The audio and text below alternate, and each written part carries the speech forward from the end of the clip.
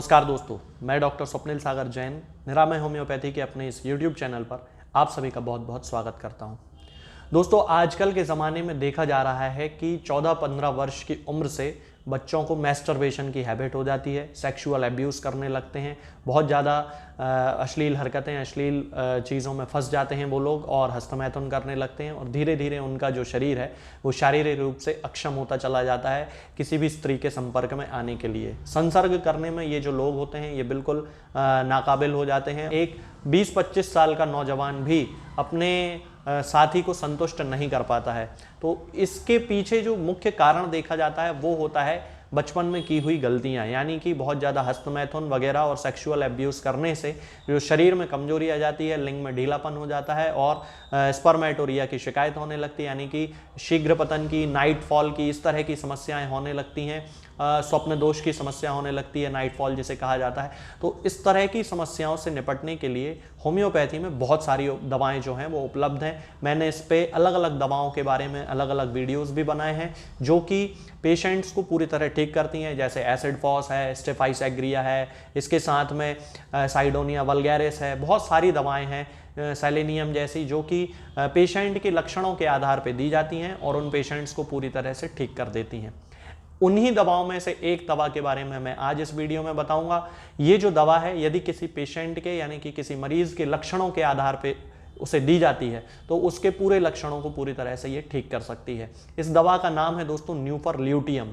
इसके बारे में पूरी जानकारी वीडियो के एंड में आपको दे दी जाएगी, लेकिन अभी फिलहाल मैं इसकी सारी जानकारी आपको दे देता हूं कि न्यूफरल्यूटियम इसका नाम है और इसका मदर टिंचर ज़्यादातर यूज़ किया जाता है। यदि हम इसके लक्षणों की बात करते हैं कि किन लक्षणों के आधार पर हमें इस दवा का उपयोग करना चाहिए, तो सबसे पहला जो लक्षण होता है वो होता है कि लिंग में बिल्कुल भी कड़कपन ना आना।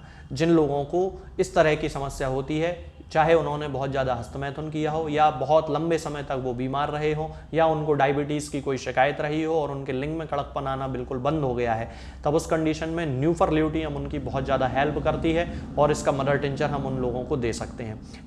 इसका जो दूसरा सिम्टम होता है वो होता है स्वप्न दोष की समस्या, यानी कि स्पर्मेटोरिया या नाइट फॉल जिसे कहा जाता है। तो जिन लोगों को बहुत ज़्यादा स्वप्न दोष होने की शिकायत होती है, शारीरिक रूप से वो लोग अपने आप को और मानसिक रूप से भी अपने आप को अक्षम महसूस करते हैं, उन लोगों को न्यूफरल्यूटियम का मदर टिंचर दिया जाना चाहिए। इसका जो तीसरा सिम्टम होता है वो होता है लैट्रिन बाथरूम करते समय सीमेन का निकलना, यानी कि वीर्य का निकलना। आपने ऐसे बहुत सारे लोग देखे होंगे या बहुत सारे लोग होते हैं ऐसे जो कि लैट्रिन करने जाते हैं और थोड़ा सा भी प्रेशर निकालने पर उनका जो वीर्य है वो बाहर निकल जाता है। तब उस कंडीशन में भी उनको ये जो दवा है वो दी जाती है और इसका सबसे जो खास सिम्टम है वो ये है कि संभोग की जैसे ही उनको इच्छा होती है तो वो जैसे ही करने की कोशिश करते हैं तो वो उसमें सक्सेसफुल नहीं होते हैं, बिल्कुल भी कड़कपन वहाँ पे नहीं होता है। 5 से 10 सेकंड में ही उनको जो है वो डिस्चार्ज हो जाता है, स्खलन हो जाता है। तो ये जो सारे सिम्टम्स होते हैं ये न्यूफरल्यूटियम के होते हैं। इसके अलावा भी बहुत सारे सिम्टम होते हैं, जैसे कई लोगों को संभोग करने के बाद जलन पड़ती है, यानी कि डिस्चार्ज होने के बाद जलन पड़ती है उनके पेनिस में, उनकी यूरेथ्रा में। तो ये भी एक बहुत ज़्यादा जो है वो इंपॉर्टेंट सिम्टम होता है न्यूफरल्यूटियम का। इसके अलावा दोस्तों ये जो दवा होती है ये बहुत ज़्यादा सेक्सुअल वीकनेस के केसेस के साथ साथ सामान्य शारीरिक कमजोरी को दूर करने के लिए भी यूज की जाती है। जिन लोगों में इस तरह की समस्याएं होती हैं, शरीर उनको अपने अंदर का बड़ा कमजोर सा महसूस होता है और साथ में उनको इस तरह के जो लक्षण मैंने सेक्सुअल स्फेयर के आपको बताए हैं वो भी यदि पाए जाते हैं तो उन लोगों की भी ये सबसे अच्छी दवा मानी जाती है। इसके अलावा इसका एक बहुत खास सिम्टम होता है और वो ये है कि जिन लोगों में इस तरह के सिम्टम होते हैं उनका जो पेनिस होता है वो रिट्रैक्ट हो जाता है, यानी कि छोटा पड़ जाता है। तो उन लोगों के लिए साइडोनिया वल्गैरिस के साथ साथ न्यूफरल्यूटियम भी एक बहुत अच्छी दवा मानी जाती है।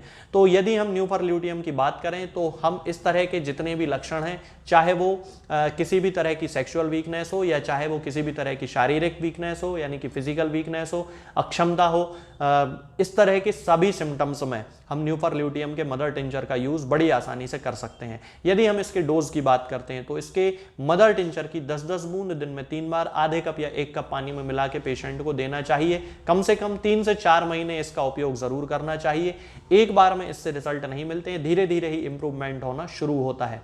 इसके अलावा दोस्तों अकेली न्यूफरल्यूटियम ही इसकी मेडिसिन नहीं है, जैसा कि मैंने वीडियो की शुरुआत में भी बताया था कि बहुत सारी दवाएं हैं, एसिड फॉस है, स्टेफाइसैग्रिया है, सेलेनियम है, इन सभी दवाओं के लक्षण भी कुछ कुछ आपस में मिलते जुलते से होते हैं।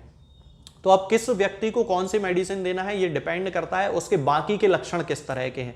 जैसे कि अब न्यूफरल्यूटियम में यदि दूसरे सिम्टम्स के बारे में बात की जाए तो ये देखा जाता है कि जिन लोगों को टाइफाइड के दौरान बहुत ज़्यादा दस्त होने की शिकायत होती है उन लोगों में न्यूफरल्यूटियम बहुत अच्छा काम करती है। अब ये जो सिम्टम होता है कि टाइफाइड के दौरान दस्त लगना, ये एग्नस कैस्टस, सेलेनियम, स्टेफाइसैग्रिया इनमें नहीं पाया जाता है। तो इस तरह के लक्षणों से डिफरेंशिएट करना पड़ता है कि किसी व्यक्ति को एग्नस देना है, कि सेलेनियम देना है, कि न्यूफरल्यूटियम देना है, कौन सी मेडिसिन देना है। तो न्यूफरल्यूटियम को 10-10 बूंद दिन में 3 बार यूज किया जा सकता है। इस तरह की शारीरिक क्षमताओं के लिए, इस तरह के संसर्ग में सफल ना हो पाने के लिए हम न्यूफरल्यूटियम के मदर टिंचर का यूज कर सकते हैं।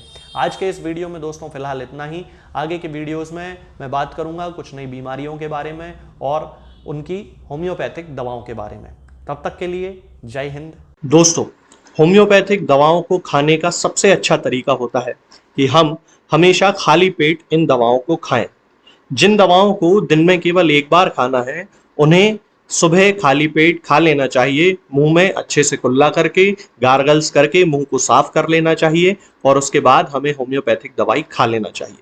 जिन दवाओं को दिन में 2 बार या 3 बार या 4 बार खाना होता है उन दवाओं को खाली पेट खाने का मतलब होता है कि हम उन दवाओं को खाने के लगभग आधे घंटे पहले या फिर 2 से ढाई घंटे बाद ही खाएं। और उस स्थिति में भी हमारे मुंह में किसी भी वस्तु का, किसी भी चीज का स्वाद नहीं होना चाहिए, ना ही हमारे मुंह में किसी भी चीज की गंध होना चाहिए, जिससे कि ये होम्योपैथिक दवाएं हमारे शरीर पर बहुत अच्छे तरीके से काम कर सकती हैं।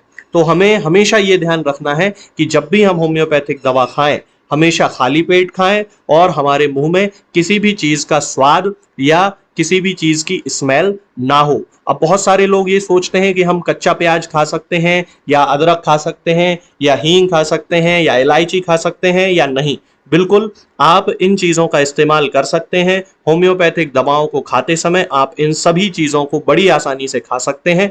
बस याद ये रखना है कि जब भी आप होम्योपैथिक दवा खाएं इनमें से किसी भी वस्तु का, किसी भी चीज़ का स्वाद आपके मुंह में ना हो। यानी कि जब भी आप इन्हें खाएं तो इनके खाने से या तो आधे घंटे पहले होम्योपैथिक दवा खा लें या फिर इन्हें खाने के 2-2.5 घंटे बाद, जब कि आपने मुंह में अच्छे से कुल्ला कर लिया हो, अच्छे से गार्गल्स कर लिए हो, तब इन होम्योपैथिक दवाओं को खाएं। तो आपको हमेशा होम्योपैथी के सबसे अच्छे रिजल्ट देखने को मिलेंगे। लोग गलती यही कर देते हैं कि वो प्याज खाना छोड़ देते हैं, कच्चा प्याज, लहसुन, अदरक, हींग सब खाना छोड़ देते हैं, लेकिन फिर भी उनको मुंह में सफाई ना होने के कारण होम्योपैथिक दवाओं का अच्छा रिजल्ट देखने को नहीं मिलता है। ये होम्योपैथिक दवाएं आपको किसी भी ऑनलाइन फार्मेसी पर या आपके घर के नजदीक किसी भी होम्योपैथिक मेडिकल स्टोर पर बड़ी ही आसानी से उपलब्ध हो जाएंगी। ये दवाएं हर होम्योपैथिक फार्मेसी पे उपलब्ध होती हैं, हर ऑनलाइन फार्मेसी पर उपलब्ध होती हैं, इसलिए आप वहां से इन दवाओं को प्राप्त कर सकते हैं। निरामय होम्योपैथी क्लिनिक से ना ही किसी मरीज को कोई दवा बेची जाती है और ना ही कोई दवा भेजी जाती है, इसलिए अपने नजदीकी होम्योपैथिक मेडिकल स्टोर या ऑनलाइन फार्मेसी से ही इन दवाओं को प्राप्त करें।